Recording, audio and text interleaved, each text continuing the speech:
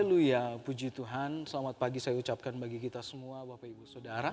Saya percaya di pagi hari ini kita diberkati oleh Tuhan. Mari sama-sama kita belajar firman Tuhan dalam program berkat pagi ini.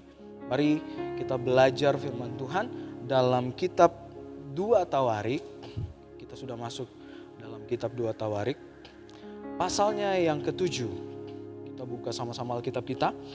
Pasal yang ke-7 ayat yang ke-14. Jika sudah dapat, mari sama-sama kita baca. Demikian firman Tuhan.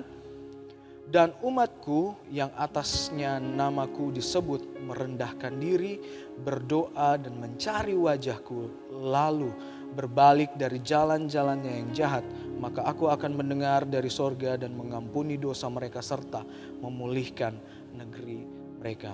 Nah saudara, mari sama-sama kita belajar dari ayat ini, di mana saya memberi tema bagaimana kita bisa Tuhan mendengar dan bahkan mengampuni kita. Nah, saudara, kalau kita melihat ayat ini, di mana bangsa Israel dulu pernah jadi namanya hukuman Allah atas umatnya pada waktu itu, di mana bangsa Israel itu mengalami banyak sekali kemerosotan, mulai dari kemerosotan moral, bahkan mereka acuh kepada Tuhan dan meninggalkan Tuhan, menyembah Allah lain bahkan. Nah, saudara, sampai akhirnya di ayat ke-13 dikatakan mereka mengalami yang namanya kekeringan, kemanduan, bahkan penyakit sampar.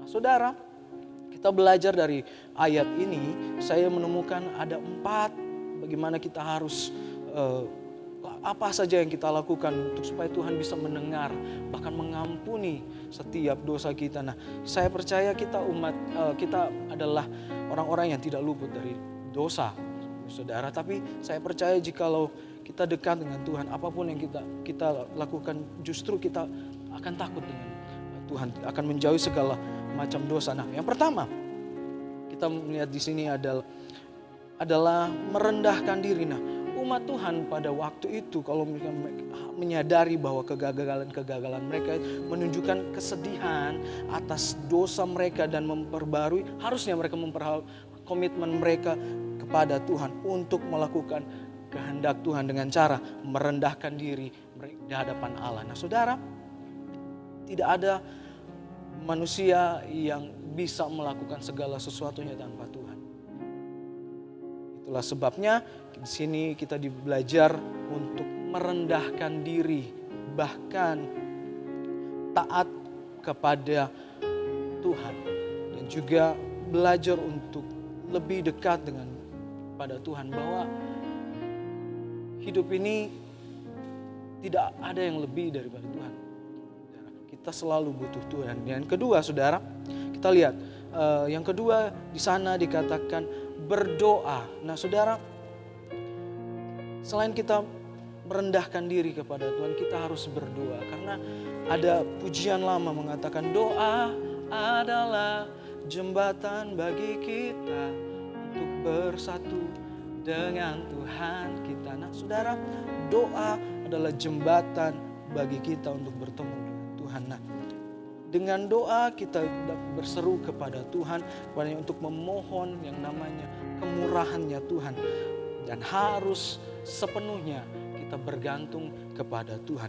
Nah, saudara, dalam Lukas pasal yang ke-18 ayat yang pertama, di sana Tuhan Yesus mengatakan, ada perumpamaan kepada kita baca, Yesus mengatakan sesuatu perumpamaan kepada mereka untuk menegaskan bahwa mereka harus selalu berdoa dengan tidak jemu.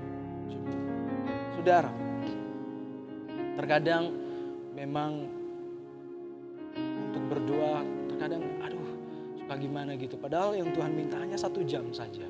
Kita berdoa kepada Tuhan, meminta pertolongan Tuhan, minta kekuatan Tuhan, dan itulah yang menjadi kekuatan kita. Dan yang ketiga, saudara, mencari wajahnya Tuhan. Artinya bukan mencari wajah untuk bagaimana melihat wajahnya Tuhan, tidak. Tapi di sini saya catat bahwa mencari hadiratnya Tuhan.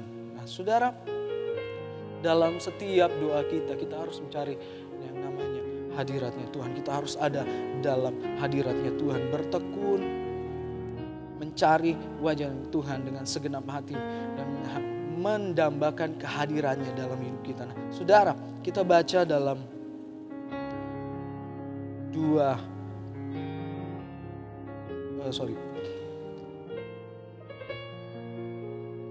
Yesaya 55 ayat 6 dan yang ke-7. Yesaya 55 ayat 6 dan ke-7. Sana demikian firman Tuhan, carilah Tuhan selama ia berkenan ditemui. Berserulah kepadanya selama ia dekat. Ayat yang ke-7. Baiklah orang fasik meninggalkan jalannya dan orang jahat meninggalkan rancangannya. Bahkan ia kembali kepada Tuhan. Maka dia akan mengasihinya dan kepada Allah kita sebab ia memberi pengampunan dengan limpahnya. Saudara, kita harus tetap mencari yang namanya perkenanan Tuhan dan menjauhi segala apa yang Tuhan larang. Itu sebabnya kita harus tekun mencari yang namanya kehadiran Tuhan. Nah, yang terakhir saudara, yang keempat di sana katakan berbalik dari jalan-jalan yang jahat. Saya tidak tahu apa yang hari-hari ini yang buat kita jauh daripada Tuhan. Saya nggak tahu juga apa yang hari-hari ini mengekang hidup saudara sehingga tidak bisa lepas dari yang namanya dosa. Itu sebabnya di sini poin yang keempat di sini belajar berbalik dari jalan-jalan jahat. Memang tidak mudah saudara, tapi segala sesuatu jikalau dengan Tuhan pasti kita bisa. Nah, kita bisa melihat di sini saudara dalam 2 Raja-Raja ayat yang pasal yang ke-17 ayat yang ke-13. Di sana dikatakan Tuhan telah memperingatkan kepada orang Israel dan kepada orang Yehuda dengan perantaraan semua nabi dan semua tukang dilik. Berbaliklah kamu daripada jalan-jalanmu yang jahat itu dan tetaplah ikut segala perintah dan ketetapanku sesuai dengan segala undang-undang yang telah kuperintahkan kepada nenek moyangmu dan yang telah kusampaikan kepada mereka dengan perantaran hamba-hambaku para nabi. Nah saudara, dalam di sana katakan Tuhan sudah pernah mengatakan kepada bangsanya melalui para nabi, bahkan terkadang ya namanya bangsa Israel kita tahu bangsa yang tegar tengkuk saudara. Nah, jadi di sini kita boleh belajar, kita berbalik dari jalan-jalan yang jahat. Nah, kita lihat juga dalam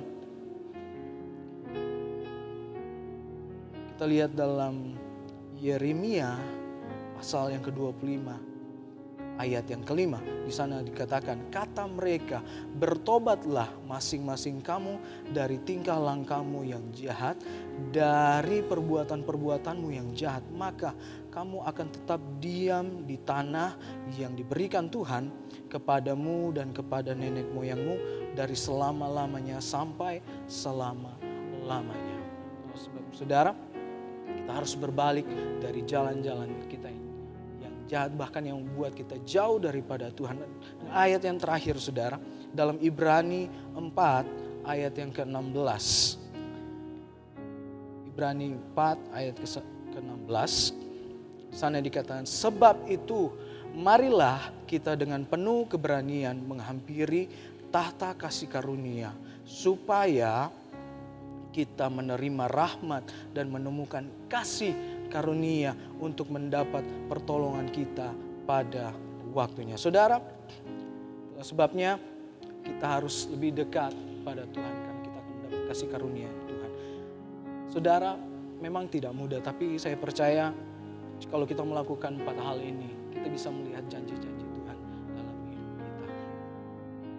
Itulah sebabnya Tuhan, saudara, biarlah 4 poin ini yang bisa kita jalani, hidup kita jauh lebih dekat dengan Tuhan.